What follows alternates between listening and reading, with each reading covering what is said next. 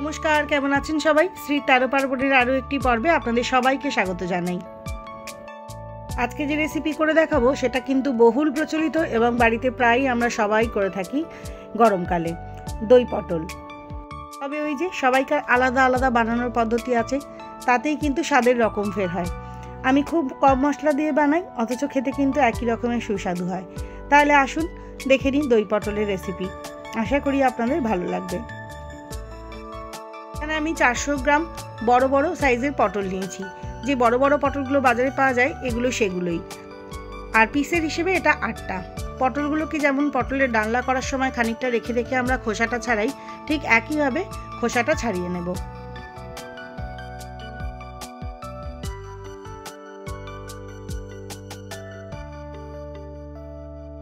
খোসাটা ছাড়িয়ে নিয়ে পটলের ওপরের দিকে আর নিচের দিকে একটা করে ছোট ছোট চিড়ে নেব। তাতে পটলের ভেতর মশলা আর জুসটা খুব ভালোভাবে ঢুকবে। একইভাবে সব পটলগুলোকে এখন আমি ছাড়িয়ে নিচ্ছি।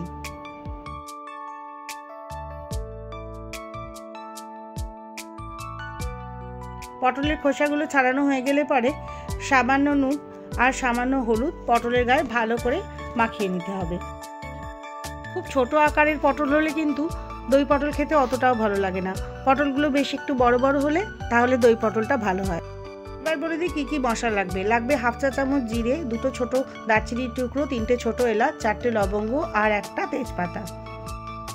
মশলার মধ্যে লাগবে হাফ চা চামচ লঙ্কা গুঁড়ো, হাফ চা চামচ হলুদ গুঁড়ো আর হাফ চা চামচ কাশ্মীরি লঙ্কার গুঁড়ো। এছাড়াও লাগবে 1 টেবিল স্পুন আদা বাটা আর 4 থেকে 5টা চেরা কাঁচা লঙ্কা।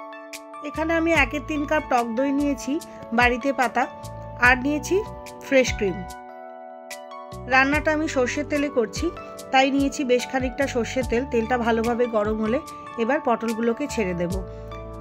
হালকা ব্রাউন হওয়া অবধি মাঝারি আঁচে ভালো করে পটলগুলোকে ভেজে তুলে ফেলবো। এখানে আমি পটলগুলোকে 2টো ব্যাচে ভেজেছি, চাইলে একবারেও সবগুলো ভেজে নিতে পারেন। যে টক দইটা আমি ব্যবহার করছি সেটা কিন্তু রুম টেম্পারেচারে ছিল।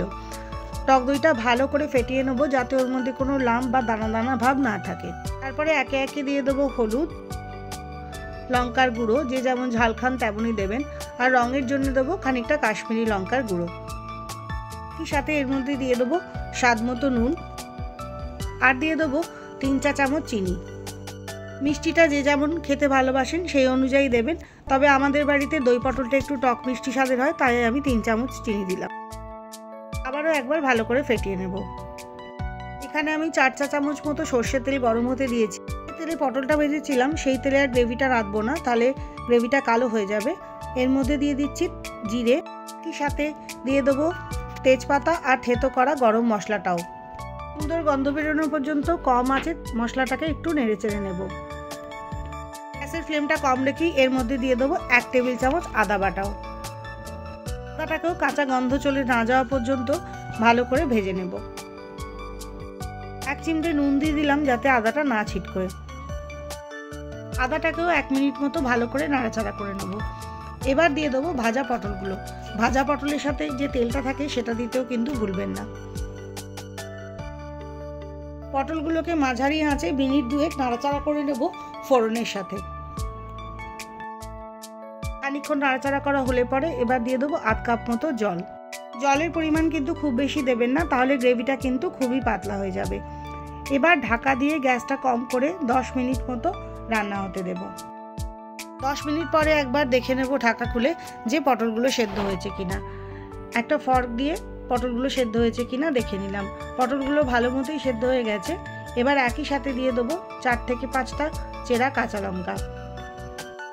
যে মশলা দেওয়া দইটা তৈরি করেছিলাম এখন ওই দইটাও পটলের মধ্যে দিয়ে দিচ্ছি। তবে খেয়াল রাখবেন এই সময় যেন গ্যাস একদম কমে থাকে, নাহলে কিন্তু দইটা কেটে যাবে। এর মধ্যে কর্নফ্লাওয়ার বা আটা কিছুই আমি দিইনি, তাই যখন দইটা মেশাবেন গ্যাসটা একদম সিমে করে দেবেন। আবারও 2 মিনিটের জন্য ঢাকা দিয়ে এটাকে রান্না হতে দেব। এখন 2 মিনিট হয়ে গেছে। এবার দেখুন কি সুন্দর তেল ভেসে উঠেছে আর পটলগুলোও সম্পূর্ণভাবে রান্না হয়ে গেছে। এখন এতে আমি দিয়ে দেবো ফ্রেশ ক্রিম। ফ্রেশ ক্রিমটা কিন্তু অপশনাল, না হলেও কিন্তু খেতে একই রকম ভালো লাগবে। এখানে আমি 4 চামচ মতো ফ্রেশ ক্রিম দিচ্ছি যাতে গ্রেভিটা একটু ঘন হয়। ফ্রেশ ক্রিমটা দেবার সময় কিন্তু আমি গ্যাসের ফ্লেমটা অফ করে দিয়েছি, তাতে ক্রিমটা আর কেটে যাবে না। ব্যাস তৈরি হয়ে গেল দই পটল। গরম গরম ভাতের সাথে দই পটল কিন্তু খেতে খুবই ভালো লাগে।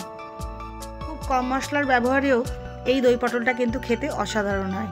যদি এই পদ্ধতিতে কখনো ট্রাই না করে থাকেন তাহলে একবার ট্রাই করে অবশ্যই দেখতে পারেন। যদি আমার রেসিপিগুলো আপনাদের ভালো লাগে তাহলে চ্যানেলটা অবশ্যই সাবস্ক্রাইব করবার অনুরোধ রইল। আর লাইক করবেন, শেয়ার করবেন, কমেন্ট তো অবশ্যই করবেন। আবারও পরের দিন দেখা হবে কোনো নতুন রেসিপি নিয়ে। ততক্ষণের জন্যে বাই।